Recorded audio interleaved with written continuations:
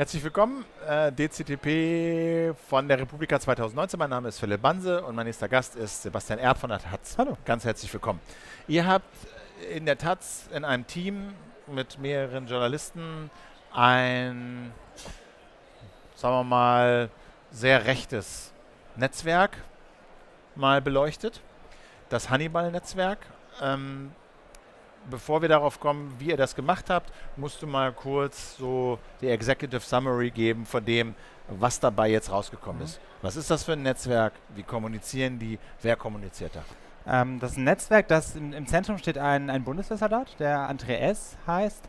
Er nennt sich selbst aber Hannibal. Das ist sein Chatname, mit dem ist er aber auch offline unterwegs.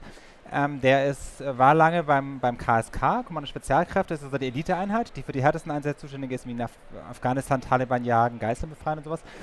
Der hat angefangen, irgendwann sogenannte Prepper-Chats zu administrieren. Das war was sind Prepper? Prepper sind Leute, die sich auf Sachen vorbereiten, also Englisch to prepare, und dann so Vorräte ansammeln, Energieversorgung. Also auf den Tag X, auf die große Katastrophe. Tag X, erstmal so, auch die Bundesregierung sagt, man muss sich vorbereiten, Stromausfall, sowas Einfaches, Naturkatastrophe, okay. Sturm, dass man zu Hause halt sitzt, ein bisschen Wasser hat und was zu essen. Aber diese Prepper, diese Nagien, die haben dann teilweise schon mehr gemacht, eben weil sie dachten, es kann sein, dass irgendwann der Staat zusammenbricht, staatliche Ordnung, dass man dann irgendwie vorbereitet sein muss, was dann auch dazu vielleicht auch mal Waffenkenntnisse oder Waffenfluchtrouten. Und dann haben sie auch nicht nur gedacht, dass das vielleicht eine Naturkatastrophe sein kann, sondern auch, das kam dann so hoch 2016, als dann vermehrt Flüchtlinge nach Deutschland kamen, dass die ja auch vielleicht Deutschland überrennen und dass das so ein Tag X dann sein könnte, ein unbestimmter Tag einer Katastrophe. Und auf jeden Fall hat Hannibal, das ist ein Teil, hat so verschiedene Chatgruppen, die in Deutschland verteilt waren, administriert. Und da gab es dann Leute, die aufgefallen sind, vor allem in Norddeutschland, in Mecklenburg-Vorpommern, so eine Nordkreuzgruppe, die aufgefallen sind, weil ihnen dann Rechtsterror vorgeworfen wird. Weil dann auch so Feindeslisten plötzlich eine Rolle spielen. Genau, da musst du mal erzählen. Also das eine ist ja, sich auf diesen ominösen Tag X vorzubereiten. Das ist ja noch das ist zwar ein bisschen eine komische Truppe, aber das ist ja noch nichts Rechtsradikales oder strafrechtlich Relevantes. Aber in diesen Chats ging es ja weit darüber hinaus. Also da wurden was musst du mal erzählen, da wurde ja geplant, Leute zu erschießen. Um was ging es da? Genau, es gab da Leute, die irgendwie dann schon deutlich über dieses normale Vorbereitungswesen hinausgingen. Da gab es dann so Szenen, dass die Leute auch getroffen haben. Es gibt so eine Szene in der Nähe von Schwerin an so einem Imbiss und dann überlegt haben, was machen sie am Tag X? Wie können sie dann vielleicht auch politische Gegner, Linke, irgendwelche Antifa-Leute, linkes Spektrum, die vielleicht zur Seite schaffen und dann auch abtransportieren. Und da haben die damals überlegt, ja ganz praktisch, wir können vielleicht auch Bundeswehr-LKW dafür nehmen. Und das ist dann nicht so abwegig, wie es klingt, weil dann in diesen Kreisen einige Reservisten auch waren, die dann sozusagen Zugang auch zu Infrastruktur unter Umständen hatten. Genau. Das war sozusagen da im Norden, dass da Leute waren, wo dann auch so eine Liste gefunden wurde, die als Feindesliste interpretiert wird, wo dann vielleicht Leute draufstehen, die man im Zweifel vielleicht dann irgendwann nicht so gut findet und dann auch entledigen kann. Und im Süden, das noch ganz kurz, was dann ähnlich das Franco A, dann tauchte in diesem Kontext auf, um das nochmal aufzurufen, dass es dieser Bundeswehrsoldat, der als syrischer Flüchtling getarnt Asyl beantragt hat, auch bekommen hat, und der dann irgendwann aufgeflogen ist und dem der Generalbundesanwalt, also der oberste Terrorermittler, die Vorbereitung einer schweren staatsgefährdenden Gewalttat vorwirft, den auch angeklagt hat. Das ist sozusagen Terrorvorbereitung. Und da ist auch die Überlegung sozusagen, die da im Raum steht, eine Interpretation. Vielleicht hatte er vor, das ist noch alles juristisch nicht geklärt, sozusagen dann den Tag X auch hervorzurufen, auszulösen mit einem vermeintlichen islamistischen Anschlag zum Beispiel. Das ist so das, wo dann Leute in diesem Netzwerk sich bewegen, in diesen Prepper-Chats. Aber das ist nicht das Einzige. Ich weiß nicht, ob wir schon zu dem zweiten Teil vielleicht kommen, der jetzt auch in letzter Zeit wieder mehr sozusagen ins Bewusstsein kommt, ist auch in der medialen Debatte dieser Verein, den auch Hannibal gegründet hat. Genau, da kommen wir gleich nochmal drauf. Ich wollte nochmal kurz auf das eingehen, was Inhalt dieser Chats war. Ne? Es war einerseits diese Vorbereitung, dann diese doch recht konkreten Planungen, Menschen letztlich umzubringen.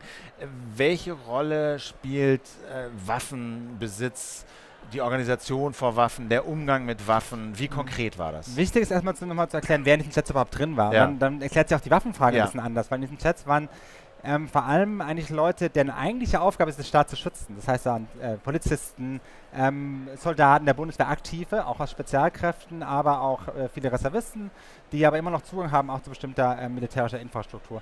Und auch andere Behörden, Mitarbeiter, aber auch Anwälte, Ärzte, so ein bisschen in die Gesellschaft hinaus. Und das Wie heißt, viel viele haben schon Zugang zu Waffen. Also sagen, wer Reservist ist, hat potenziell, da gibt es auch mal dann die Übungen, die die machen, und es gibt ja auch so Reservistenkompanien, die dann im Einsatz sind. Bei G20 zum Beispiel, weil es ja kein offizieller Bundeswehr ist im Inland, aber es gab Reservistenkompanien, die Liegenschaften der Bundeswehr gesichert haben. Da haben die auch Waffen dabei. Und da waren auch die Mecklenburg-Vorpommern, die Kompanie sollte da auch dabei sein.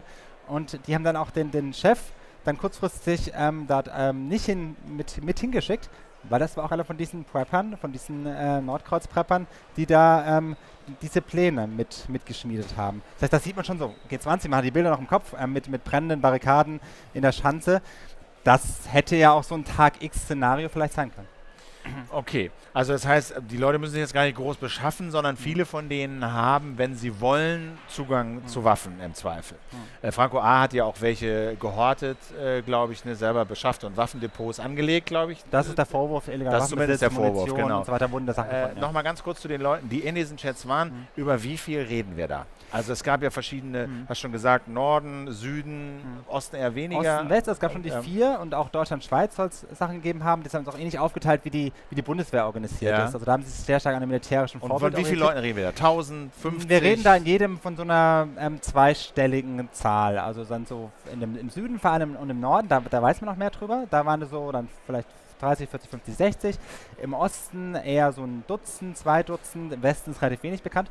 Und da muss man dazu sagen, dass auch den Behörden, die haben da auch nicht, soweit man das weiß, Ermittlungsbehörden, die ja dann sich von verschiedenen Richtungen das anschauen, auch nicht den kompletten Durchblick. Wie viel da jetzt genau drin war, das schwankt natürlich ein bisschen, dann auch die Chats, natürlich ist da immer einer mehr, einer weniger, auch die Inhalte sind natürlich nicht für immer da, dann wurden Sachen gelöscht, weil die Chats wurden, das muss man auch dazu sagen, die Prepper-Chats sozusagen wurden aufgelöst in der damaligen Form, als dann Franco A. aufgeflogen ist und auch festgenommen wurde. Das war am Anfang 2017. Jetzt kommen wir zu diesem Verein. Also es gibt einerseits diese Chats, die bei Telegram, glaube ich, in größten Teil stattfanden und nicht dafür gedacht waren, öffentlich zu werden. UNITA, dieser Verein, ist sozusagen das öffentliche Gesicht.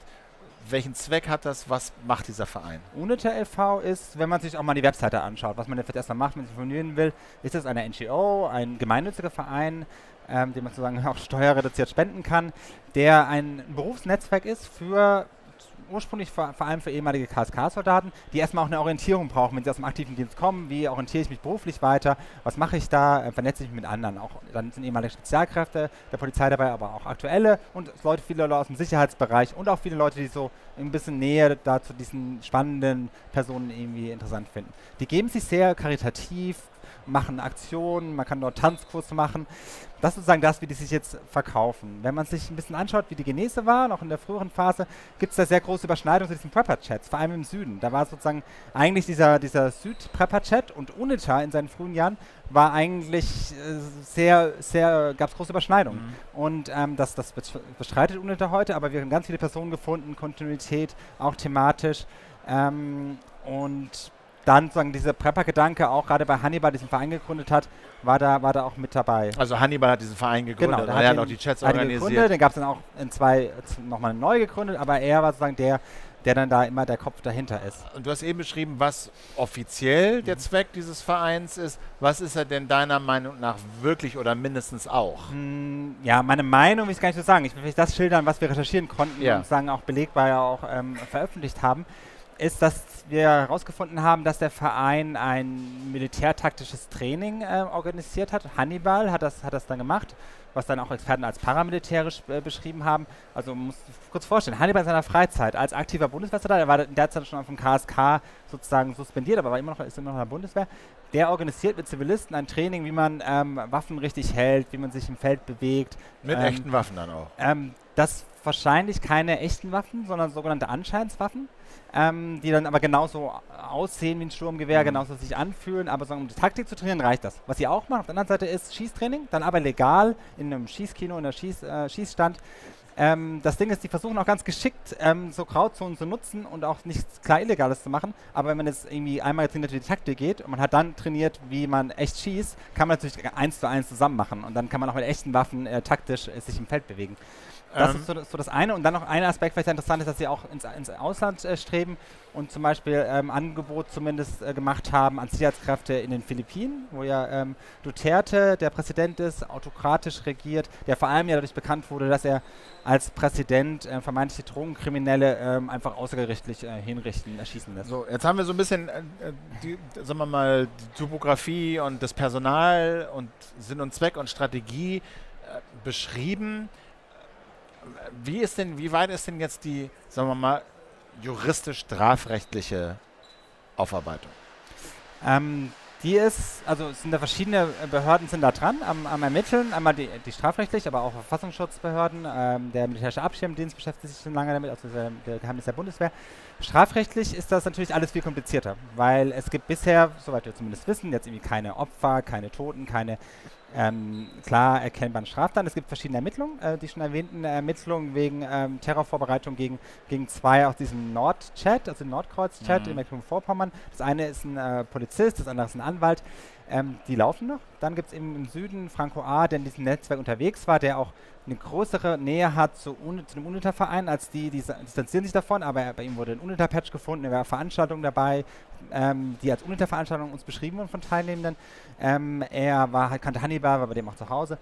Den hat, wie gesagt, der Generalbundesanwalt angeklagt, wegen Terrorvorbereitung und ein paar andere Sachen.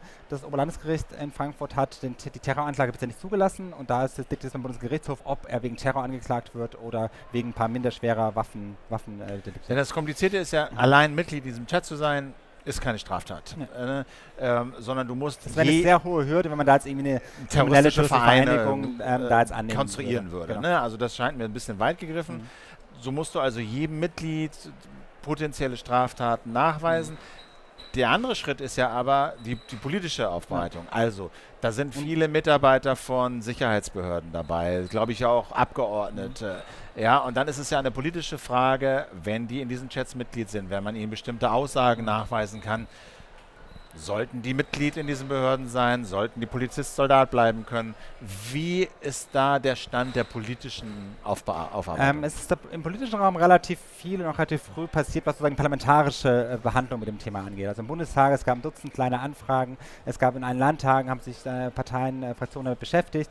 Die Chefs der Sicherheitsbehörden und auch vom Generalbundesanwalt, Vertreter mussten sich mehrfach erklären, im Innenausschuss, im Verteidigungsausschuss, parlamentarische Kontrollgremium, was ja die Geheimdienste kontrolliert, hat sich mehrfach mit dem Fall beschäftigt und ist auch noch sehr stark dran. Es gibt da schon auch einige Politiker, natürlich logischerweise, vor allem aus der Opposition, die sich da sehr dahinter klemmen.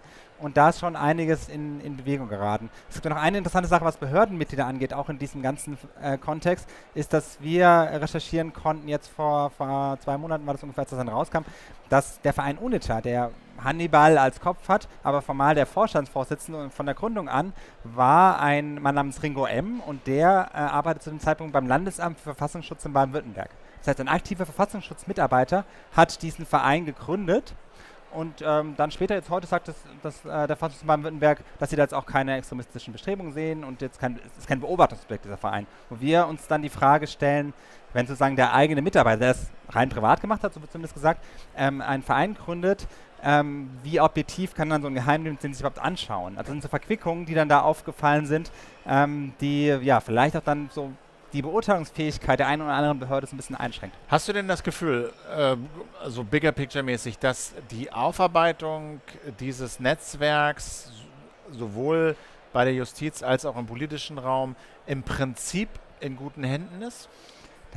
Das ist schwer zu sagen. Man weiß ja nicht, was noch alles kommt. Also es ist schon so, dass natürlich auch so ein bisschen schon gedauert hat, auch um so eine mediale, gesellschaftliche Debatte darüber zu haben. Und das ist ja eigentlich auch genauso wichtig.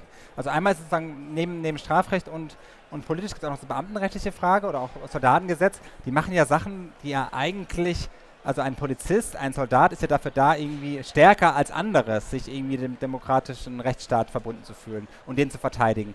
Und wenn dann diese Leute anfangen, dem Staat zu misstrauen und dann einen sagen, da ist irgendwie ein Tag X, wo die staatliche Ordnung zusammenbricht, aber sie tun nicht sozusagen alles dafür, dass der Staat handlungsfähig bleibt, sondern sie machen so eine Art Parallelstruktur, um zu sagen, wir retten unser Eins. Es ist auch so ein starkes Wir und Die. Also eine elitäre Gruppe, die dann vielleicht geschützt wird und alle anderen, das sind dann irgendwie Linke, Geflüchtete sowieso, andere, die man nicht so gern mag, die ist dann irgendwie erstmal egal. Und das ist ja eigentlich auch was gesellschaftlich nicht so stark bisher thematisiert wurden. Das wäre auch, was man sagt, wollen wir denn solche Soldaten, solche Polizisten haben? Und das auch aus der Politik, gerade von Regierungsseite, noch so nicht angekommen ist. Da gab es auch sehr beschwichtigende Sachen. Zum Beispiel eine Szene, die sich so ein bisschen da eingeprägt hat, ist, dass Peter Tauber, parlamentarischer Staatssekretär im Verteidigungsministerium, der mal in so einer Verteidigungsausschusssitzung in einer nicht öffentlichen gesagt hat, diese Prepper, muss man mal gucken, meine Großmutter hat zu Hause auch viele Konserven immer so im Keller gehabt, ist sie denn auch gefährlich? Also das ist da gar nicht geschaut. Natürlich sind nicht alle Prepper und alle, die irgendwas im Keller haben, irgendwie gefährlich, aber dass man da schon ganz klar differenziert und sagt, diese Gruppe ist dann gefährlich. Und da sehen wir ein bisschen Bewegung. Es gab jetzt jüngst, wurde das bekannt, auch ein Papier aus dem Innenministerium, wo mal so eine Analyse gemacht wurde von diesen Leuten, die unterwegs sind. Genau, Verfassungsschutz hat das gemacht und das Innenministerium hat das dann aufgeschrieben und auch dem Parlament Die Welt, glaube ich, hat darüber berichtet. Die Welt hat es erst darüber berichtet, genau. Inzwischen kennen wir das Papier auch. Und das ist interessant, weil man dann nachliest, was da drin steht, wie diese Leute beschrieben werden. Das deckt sich so ein bisschen mit dem, wie wir es vorher auch schon beschrieben haben. Das sind keine Leute, die eine Verbindung haben zur klassischen Neonazi-Szene. Das sind keine Leute, die schon irgendwo aufgefallen sind, bei irgendwelchen diesen Kontexten, sondern das sind Leute, so oft Anfang, Mitte 30, die sich im Rahmen dieser angeblichen Flüchtlingskrise oder diesen ein bisschen verstärkten Zuzug von Geflüchteten nach Deutschland radikalisiert haben in der Form. Das heißt, es ist so ein Rechtsextremismus neuen Typs, den auch die Behörden erst so langsam greifen können überhaupt. Und da ist aber schon der erste Schritt auch mal getan. Interessant ist halt der Vergleich zu den Reichsbürgern. Das waren ja auch einfach nur Spinner lange Zeit, die keiner richtig ernst genommen hat, die vielleicht mal irgendwelche kommunalen Ämter genervt haben, weil sie den Pass nicht anerkannt haben, aber sonst waren es halt Spinner, bis dann ein Polizist von so einem sogenannten Reichsbürger erschossen wurde und irgendwie kurz danach wurden sie vom Verfassungsschutz beobachtet. Also das sind ja auch so Lernschritte, die dann auch so eine Behörde irgendwie da mit der Zeit durchgeht. Ist natürlich die Frage, wie gefährlich sind die wirklich? Ne? Also du sagst, zumindest einige davon sind halt... das sind Leute, die... Das Problem ist, wie viele das sind, ist das eine erstmal. Ja. Es reicht ja, wenn es wenige sind, die irgendwas machen.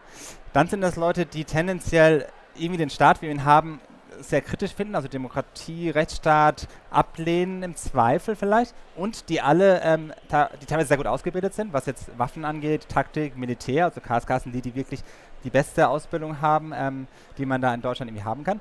Und Polizisten ja genauso, also eigentlich Leute, die auch mit Waffen umgehen können. Und wenn die natürlich dann irgendwann auf die Idee kommen sollten, irgendwas zu machen, dann ist es ja besonders problematisch. Ja, das ist ein besonders großer Impact. Jetzt erzähl doch aber mal genau, wie ihr darauf gekommen seid, wie das losging. Das ganz ursprünglich fing das an, das ist schon eine ganze Weile her, das war im Spätsommer 2017. Da gab es Hausdurchsuchungen, eben bei den schon erwähnten Leuten aus dieser Nordkreuz-Chat-Gruppe in Mecklenburg-Vorpommern. Genau. Und da gab es so eine kurze Meldung vom Generalbundesanwalt, Hausdurchsuchungen bei diesen Leuten. Das war damals meine Kollegin Christina Schmidt, die da recherchiert hat. Das war so ein Fall, man dachte, okay, Mecklenburg-Vorpommern ist interessant. Und dann gab es so ein bisschen so dieser Verdacht, da könnte irgendwie so Rechtsterror, irgend sowas im Raum stehen. Das wurde dann relativ schnell so ein bisschen weniger in der Debatte auch, weil dann diese Prepper sozusagen sich auch selbst zu Wort gemeldet haben und auch Interviews gegeben haben. So einer von dieser Gruppe, der Admin auch dieser Chatgruppe dort oben, diese einen Gruppe hat dann gesagt, wir sind doch Prepper, wir bereiten uns auf vielleicht Stromausfall vor, vielleicht irgendwie einen Sturm. Und dann war plötzlich so vom Labeling war das interessant, weil dann hieß es plötzlich, das sind ja Prepper. Können diese Prepper irgendwie überhaupt noch Nazis sein oder irgendwie problematisch? Und dann ist das so ein bisschen runtergeguckt, aber wir sind dann dran geblieben. Also die Kollegin, vor allem andere Kollegen, die damit eingestiegen sind und haben dann vor allem diese Verbindung zum Reservistenverband sich angeschaut, dass da ganz viele Leute Reservisten sind und haben das dann auch in Texten thematisiert. Und dann richtig interessant wurde es dann, als dann eben Hannibal ins Spiel kam, dass es die Chatgruppen eben in ganz Deutschland gibt, dass da Franco A. im Süden mit drin hängt. Und dann eben dieser Text über dieses Schattennetzwerk, der dann im November 2018 erschienen ist. Dann wurde es dann auch ein bisschen breiter. Und wie seid ihr an die Chats rangekommen? Die Chats haben wir nicht komplett vorliegen. Die haben auch die Behörden, soweit wir wissen, nicht komplett vorliegen. Wir kennen einige Inhalte von natürlich ganz vielen Leuten auch. Ganz viele sozusagen persönliche Quellen. Es ist nicht so, dass es jetzt irgendwie einfach Akten gäbe, die wir uns anschauen können. Und da haben es Leute nicht erzählt. Wir haben Sachen gesehen teilweise. Und so, dass wir zumindest so ein Bild haben, was da drin passiert ist. Okay.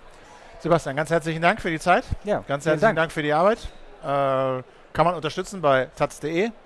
Genau, taz.de. Also wenn wir unterstützen, genau. Kann man alles nachlesen bei taz.de/Hannibal, alle Texte. Genau, kann man es nachlesen. Und bei taz.zahlig.de. Genau. Ja, taz.de findet man direkt. Okay, kann man die Arbeit insgesamt der Taz unterstützen. Genau, das ist so ein Modell, dass wir alles kostenlos zum Lesen geben. Jeder kann das lesen, das ist uns wichtig, aber wenn man meint, dass es auch irgendwie finanziert wird, so, kann man dafür bezahlen. Danke für deine Zeit, danke fürs Zugucken. Dieses Video, andere Videos gibt es bei dctp.tv oder eben bei YouTube, dem YouTube-Kanal von dctp. Mein Name ist Philipp Banse, ich danke, bis dann. Tschüss.